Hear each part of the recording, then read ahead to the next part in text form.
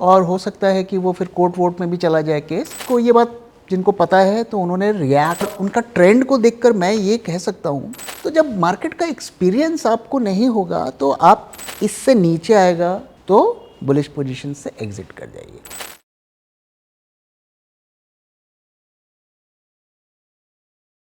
Sir, कल आपने कहा था कि मार्केट में कोई मेजर ट्रिगर्स नहीं है और ये जो रैली है ये फंडामेंटल तो बिल्कुल ही नहीं है और ये आईपीओ ड्रिवन रैली है और इसे कुछ हद तक हम टेक्निकल मान भी सकते हैं। तो क्या वो टेक्निकल फैक्टर्स थी जिसकी वजह से इतनी ज़्यादा रैली आई? अब इसे टेक्निकल फैक्टर्स बोलें या क्या बोले, मतलब मैं तो इसे एक शॉर्ट टर्म टेक्निकल पैटर्न बताऊंगा। इसमें देखिए दो डेवलपमेंट हुई हैं। पहला ये कि काफ़ी टाइम से ये खबरें आ रही थी कि ट्रंप फेड चेयरमैन को हटाने वाले हैं, क्योंकि उन्होंने उसको थ्रेट दे दिया था कि भाई तुम्हें इंटरेस्ट रेट कट करना है, इमीडिएटली कट करना है। ओके, लेकिन फेड नहीं माने। उन्होंने कहा कि नहीं, हमारे जो सिचुएशन है इकॉनमी की उसके हिसाब से रेट कट्स नहीं होने चाहिए। वो अब इंडिपेंडेंट ऑर्गेनाइजेशन है तो वो नहीं माने। अब ये खबरें आ रही हैं कि उनका जो टर्म है उसे प्री मैच्योरली हटा दिया जाएगा, ख़त्म कर दिया जाएगा। तो मई 2026 को पावल का वो ख़त्म होने वाला है टेन्योर, बट हो सकता है अगले महीने ही हटा दिया जाए। हालांकि अभी भी ये इस पर क्लैरिटी नहीं है कि क्या वो हटा सकते हैं, क्योंकि डिक्टेटरशिप नहीं होती, वहाँ पर एक कायदा कानून होता है और हो सकता है कि वो फिर कोर्ट वोट में भी चला जाए केस। इससे पहले भी पावल ने ये कहा है कि वो चाहे तो हटाने की कोशिश कर सकते हैं, but he can not remove me. Okay, तो ये जब न्यूज़ आए और ये पता नहीं कि इसमें हम कितना बिलीव करें, तो ये मार्केट को एक पुश मिला। क्योंकि अगर ये करंट जो फेड चेयरमैन है ये हटते हैं और उनका कोई स्टूज बनकर आता है, फिर तो वो उसको बोलेंगे तुम मुझे 5% रेट गिरा दो, 5% गिरा देगा। Yes man. तो इसका बहुत नेगेटिव इम्पैक्ट पड़ेगा और शॉर्ट टर्म में भले ही बूस्ट मिले, लेकिन लॉन्ग टर्म में इसका बहुत बुरा असर मार्केट पे पड़ेगा। तो एक तो ये फैक्टर प्ले आउट हो रहा है।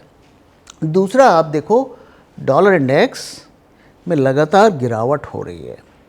सो हम आई थिंक पिछले 3 साल के या 2 साल के लोएस्ट लेवल पर आ गए हैं, 97 के आसपास हम पहुंच गए हैं। दूसरा, अगर आप देखो तो डॉलर इंडेक्स में हमें काफ़ी वीकनेस देखने को मिल रही है।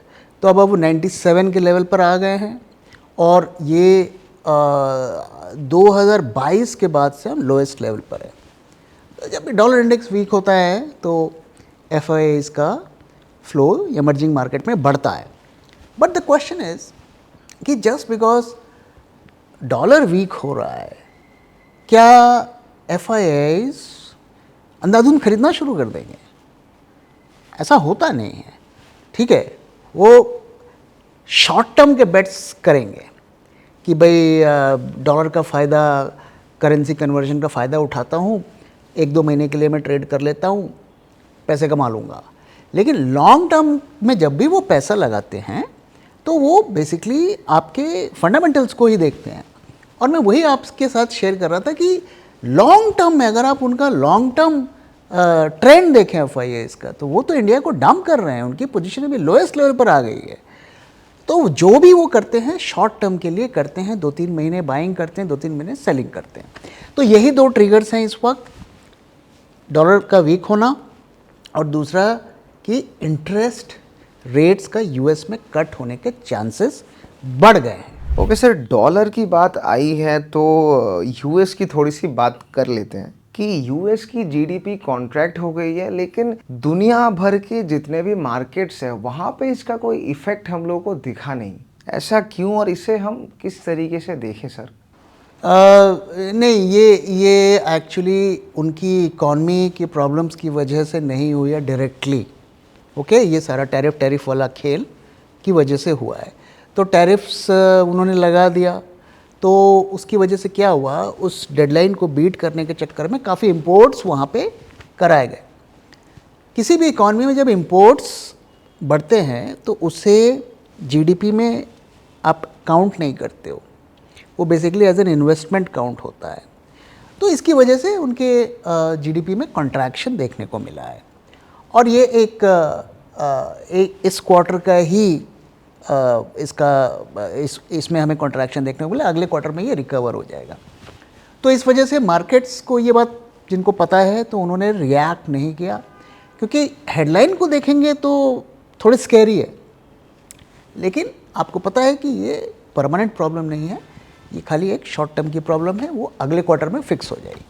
ओके सर, फाइनली एफआईआई ने बड़े अमाउंट का लगभग 12,500 करोड़ का बाइंग कर ली है और मार्केट भी लगभग ऑल टाइम हाई पर ही है। तो क्या लगता है सर आपको, एफआईआई अभी बड़े स्केल पे फिर से बाइंग कर सकते हैं? देखिए, एफआईआई का मैं आपसे पहले भी शेयर किया है कि जून के महीने में काफ़ी इनका फ्लिप फ्लॉप रहा है, बायर सेलर, कई बार ये नेट बायर नेट सेलर बने हैं। ओके, अब जाकर अगर कल का डेटा हम ले लें तो वो नेट बायर बन गए हैं। इफ़ आई रिमेंबर करेक्टली 3 या 4 हज़ार करोड़ की नेट बायर वो बने हैं। ओके, तो बहुत ज़्यादा इस महीने की उनकी बाइंग नहीं है। तो एक दिन के फिगर को हम आइसोलेशन में हमें नहीं देखना चाहिए, हमें ध्यान में रखना है कि कल का दिन एक्सपायरी का दिन था। एक्सपायरी में क्या होता है, बहुत सी पोजीशंस कटती हैं, बनती हैं, शॉर्ट कवरिंग होती हैं, बहुत चीज़ें होती हैं। ओके, तो क्या पता उन्होंने शॉर्ट्स कल क्लोज किए हों या हो सकता है उन्होंने बाइंग भी की हो, इसका अभी हम ये नहीं कह सकते कि क्या हुआ है। लेकिन एक दिन की फिगर को देखकर हमें एक्साइटेड नहीं होना चाहिए, हमें आज का फिगर देखना चाहिए और उनका ट्रेंड को देखकर मैं ये कह सकता हूँ कि कोई मेजर बाइंग उनके उसमें नियर टर्म में आने के चांसेस कम हैं। इसी तरीके से फ्लिप फ्लॉप होगा। एक और चीज़ मैं आपके साथ शेयर करना चाहता हूँ कि अगर आप थोड़ा पीछे जाएं पिछले साल सितंबर में, तो सितंबर के महीने में जिसके बाद से मार्केट्स गिरे थे, आपको पता है सितंबर के महीने में उन्होंने बम्पर बाइंग की थी, नेट बायर वो बने थे। डीआईआई तो बायर थे ही, रिटेल वाला भी बायर था, बम्पर बाइंग की उन्होंने करीब 13,000 करोड़ की सितंबर के महीने में। और उसके बाद क्या हुआ, उसके बाद अगले 4 महीने तक उन्होंने 3 लाख करोड़ की सेलिंग की। तो एक दिन के बाइंग को या इवन एक महीने के बाइंग को हम आइसोलेशन में नहीं देखना चाहिए। तो कई दफ़े पंप एंड डंप टाइप भी एक्टिविटी होती है मार्केट में, ये तो सबको पता है। जून 2024 को अगर आप निफ्टी में पैसे लगाते तो आज आपके रिटर्न्स बनते सिर्फ 6.5%, और अगर आप बुल ट्रैक 2024 पोर्टफोलियो में पैसे लगाते तो आज आपको दुगने से भी ज्यादा रिटर्न मिलता। और गौर करने वाली बात यह है कि पिछले दिनों जो मार्केट में हमें ब्लड बाथ देखने को मिला, उस ब्लड बाथ में भी हमारे पोर्टफोलियो ने लगातार पॉजिटिव रिटर्न्स दिखाए।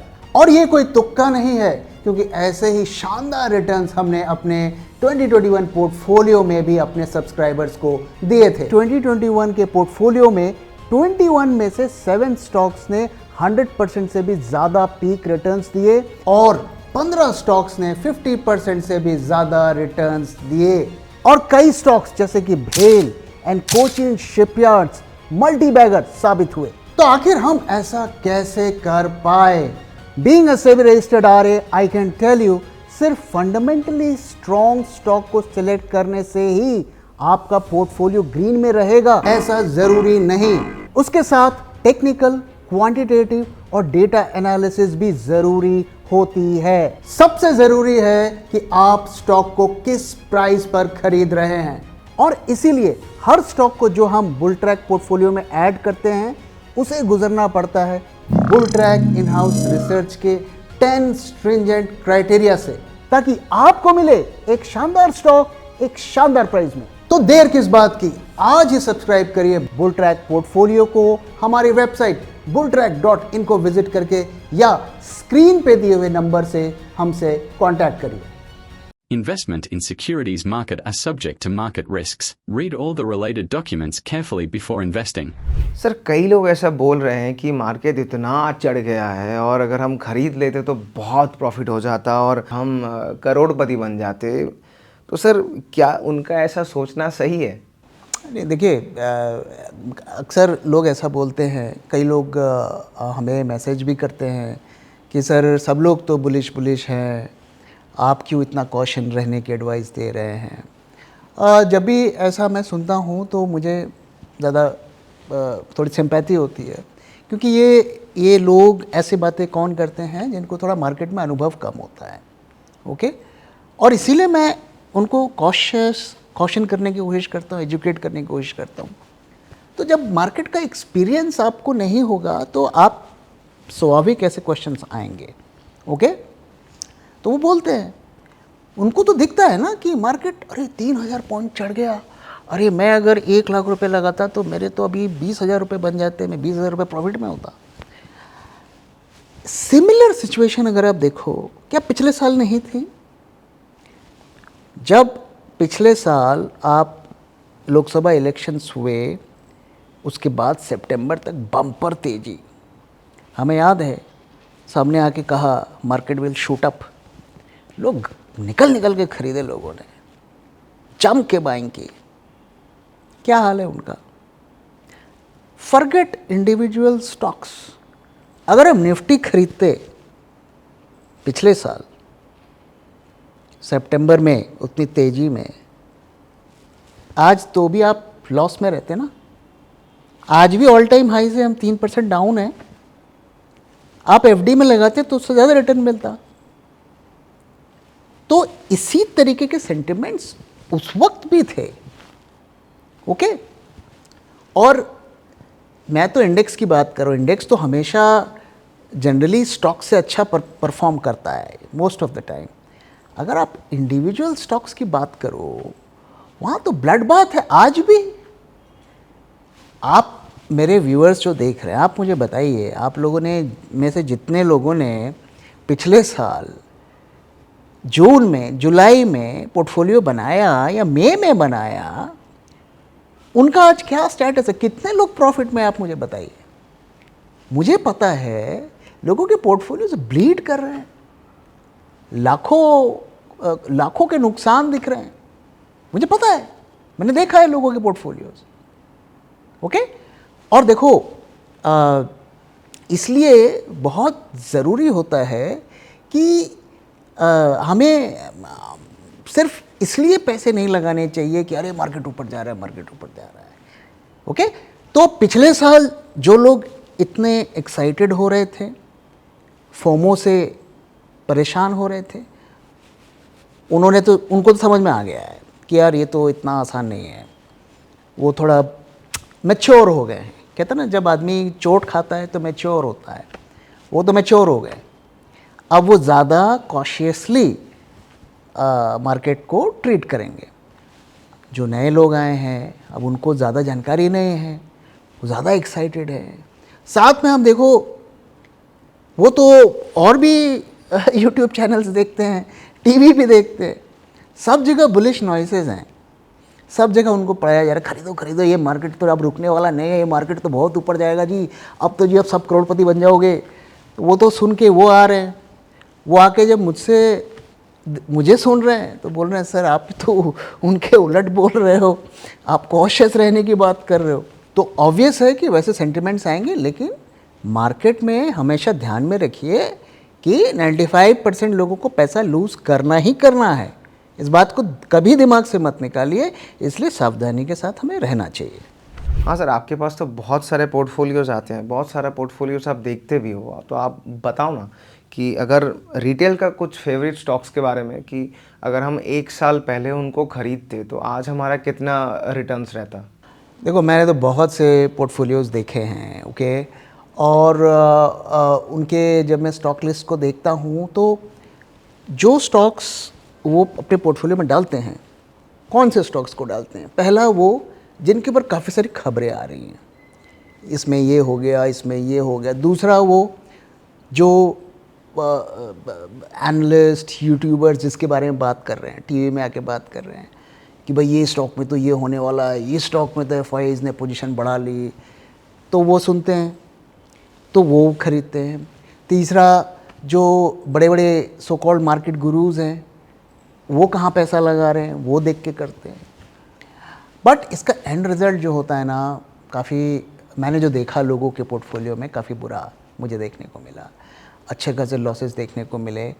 अब पिछले दिनों मार्केट रिकवरी हुई, थोड़ा रिकवर हो गया होगा, लेकिन मैं आपके साथ कह सकता हूँ कि majority of investors last year के जो पोर्टफोलियो जिन्होंने बनाया वो अभी भी लॉस में होंगे।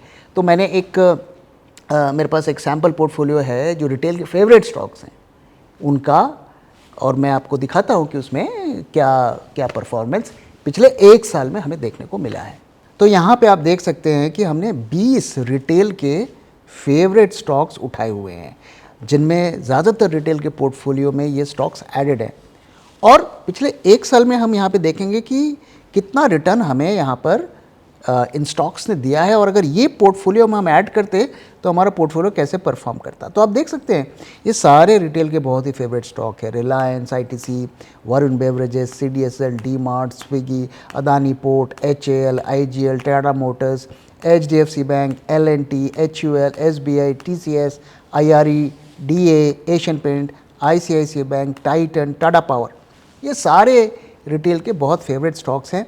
और यहाँ पर आप देखिए किस प्राइस पर एंट्री ली, 1 साल पहले के प्राइस यहाँ पे दिया हुआ है और करंट प्राइस दिया हुआ है। और हर एक में अगर हम 1-1 लाख रुपए लगाते तो कितना रिटर्न हमें मिलता। आप देख सकते हैं मेजॉरिटी ऑफ स्टॉक्स जो रिटेल के फेवरेट स्टॉक्स हैं वो अभी भी अपने 1 साल के लेवल को उन्होंने पार नहीं किया। मार्केट तो इतना चढ़ गया, तो अगर आप 20 लाख रुपए लगाते इन स्टॉक्स में, आज आपको करीब 2 लाख रुपए का नुकसान हो रहा होता, लॉस में होते, यानी कि करीब करीब 10% आप लूज़ करते कैपिटल। वहीं अगर आप यही पैसा FD में लगाते तो आप कम से कम 5% टैक्स फ्री इंटरेस्ट पा सकते थे। तो मैं ये नहीं कह रहा कि आपको ये पैसा FD में लगाना चाहिए था, मैं ये कह रहा हूँ कि इवन अगर आप बिल्कुल ब्लाइंडली बिना कुछ सोचे FD में पैसा लगा लेते तो भी इससे बेटर आप परफॉर्म करते। तो इसलिए ये जो बार बार हम कहते हैं मार्केट चढ़ रहा है खरीदो, मार्केट चढ़ रहा है खरीदो, जब हम ऐसे सिचुएशन में स्टॉक्स खरीदते हैं, पोर्टफोलियो बनाते हैं, तो हमें इसी तरीके की दुर्गति का सामना करना पड़ता है। और ये कोई, मैं आपको एक आध केस नहीं बता रहा हूँ, मेजॉरिटी ऑफ इन्वेस्टर्स जो पिछले साल जिन्होंने इन्वेस्ट किया है उनके साथ यही हो रहा है। अब अगर आपने बहुत ही लो वैल्यूएशंस पर स्टॉक खरीदे हैं तब भी आप कंफर्टेबली अभी बैठे होंगे, आपके प्रॉफिट्स घट गए होंगे लेकिन तब भी आप प्रॉफिट में बैठे होंगे। इसलिए मार्केट की तेजी मीन्स नथिंग। मार्केट कहाँ जा रहा है उससे मतलब नहीं है, आपका स्टॉक क्या कर रहा है, किस भाव पर आपने लिया, वो ज़्यादा इम्पॉर्टेंट है। हमने अपने 2024 के पोर्टफोलियो 1 साल पहले ही लॉन्च किया था, इसी टाइम पे जून में ही लॉन्च किया था। पिछले 1 साल में कंसिस्टेंटली प्रॉफिट में रहा, डीप करेक्शन में भी प्रॉफिट में रहा। क्यों हुआ ऐसा? क्योंकि हर स्टॉक को जो हमने उठाया वैल्यूएशंस देख देख कर उठाया।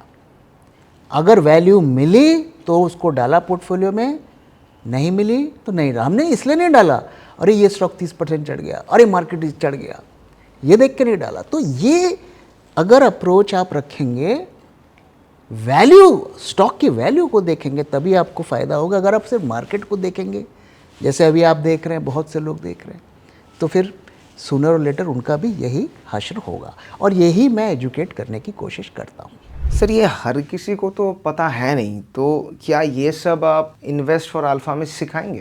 ऑफ कोर्स, ये जो वैल्यूएशंस वाला पार्ट है कि हमें कैसे स्टॉक्स को फ़िल्टर करना है, किन किन क्राइटेरियाज़ को चेक करना है, उसकी ट्रू वैल्यू कैसे कैलकुलेट करनी है, किस लेवल पर उसे ख़रीदना है, ये सारी चीज़ों को हम कवर करने वाले हैं। और साथ में हम कैसे हमें डाइवर्सिफाई करना है, कितने स्टॉक्स रखने, तो ये सब कुछ हम कवर करेंगे कि बेसिकली आपको अपना पोर्टफोलियो को कैसे बिल्ड करना है, उसी के बारे में हम सारा कुछ अपने ये वर्कशॉप में डिस्कस करने वाले हैं। Sir last but not the least, अगले कुछ दिनों में मार्केट को लेके आपका क्या व्यूज़ है? ऑलराइट, तो कल मैंने कहा था आपके साथ कि बुलिशनेस थोड़ी कमज़ोर होती जा रही है, ऐसा लग रहा है कि गाड़ी स्टेशन पर पहुंचने लगी है। ओके, अभी पहुंची नहीं है, मैंने आपके साथ लेवल क्या शेयर किया था कि 25,225 इसके ऊपर हमें बायर रहना है। ओके, इसके बाद कल के दिन मैंने आपके साथ शेयर किया कि 25,500 इसके ऊपर बाय रखिए, इससे नीचे आएगा तो छोड़ दीजिए। अब आज मैं आपके साथ शेयर कर रहा हूँ कि 25,600 इससे नीचे आएगा तो बुलिश पोजीशन से एग्जिट कर जाइए। क्या ये वक्त शॉर्ट करने का है? जी नहीं, बिल्कुल नहीं है, अभी शॉर्ट नहीं करना है। कल एक्सपायरी थी, आज का डेटा कुछ आया है कुछ नहीं आया है, पूरा मैंने अभी इसको स्टडी नहीं किया है। मंडे का दिन और देखते हैं, मंडे के दिन हम डिसाइड करेंगे कि क्या शॉर्ट किया जा सकता है। आज के दिन में इस मार्केट को हमारा व्यू ये है कि शॉर्ट नहीं करना है, लेकिन जो हमारा लेवल मैंने आपके साथ शेयर किया 25,600 इससे नीचे आए तो अपने बुलिश पोजीशंस को कट कर दीजिए। ज़्यादा हम अगले वीडियो में, मंडे के वीडियो में हम और भी डिटेल में इसके बारे में बात करेंगे।